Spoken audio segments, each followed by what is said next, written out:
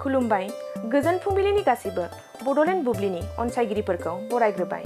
दिनै 10 डिसेम्बर रबिबारनि फानजामुथिखौ फरायथिनो लादों आं फामि ब्रह्म नार्जारिया। फानजामुथिनि गिबियावनो दङ मेष राशि।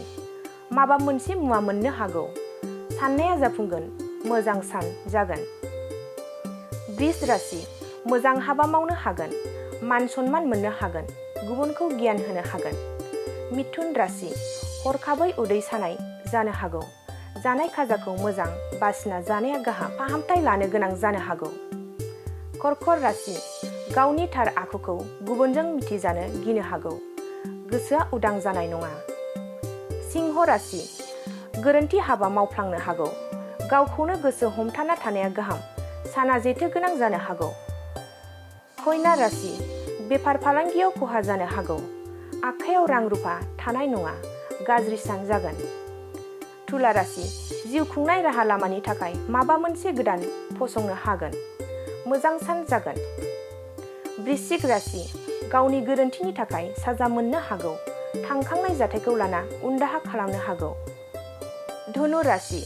नखराव बिब'नि सुखु फैगोन, मोजां रादाब मोननो हागोन, सुखुयै सानखौ बारहोनो हागोन। मकर राशि। गोजौ फारसे जौगानो हागौ, गोदान लामा मोनगोन, मोजां सान जागोन। कुम्भ राशि। धोरोमखौ सिबिनो हागोन, गोसोआ गोथार जागोन, मोजां सान। मीन राशि। थांखिया फैमाल जानो हागौ, नाजानायनि गेजेरजोंब्लाबो जेननो गोनां जानो हागौ, गाज्रि सान जागोन। दिनै सानसेनि राशि फरायथिनायाबो एसेनोसै। आसा खालामो नोंथांनि दिनैनि साना मोजाङै मोजां थांगोन बेखौ बड'लेण्ड बुब्लि नखरनिफ्राय मिजिंथिबाय। दानिया फैदो नोंथांनि फानजामुथिखौ बड'लेण्ड बुब्लिनि गेजेरजों मिथिना लानि। गोजोन्थों। सना रुफा आरो हिरानि जुवेलारि गाननो मोजां मोनग्रा सुबुंफोरनि थाखाय गोजोनथाव खौरां। दासान्दि फुजा बोथोरखाय खम बेसेनाव फानगासिनो MSCB जुवेलार्सआव सना रुफा आरो हिरानि समायना रमायना जोंख्लाबनाय जुवेलारिज।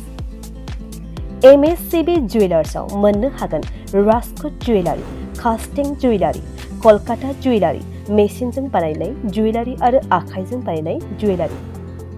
लोगोसेनो हाबा हुखायाव गाननो थाखाय सना आरो हिरानि समायना जुवेलारिसफोरखौबो मोननो हागोन। MSCB जुवेलार्सआनो दं क'क्राझार सहरजों नांजाबनाय क'क्राझार रेल गेटनि साखाथि वार्ड नं 5 बिबेकानन्द पथआव। MSCB जुवेलार्सजों थोंजोङै जगाजग खालामनोबो हागोन 9954273079 जानबुं अनजिमायाव।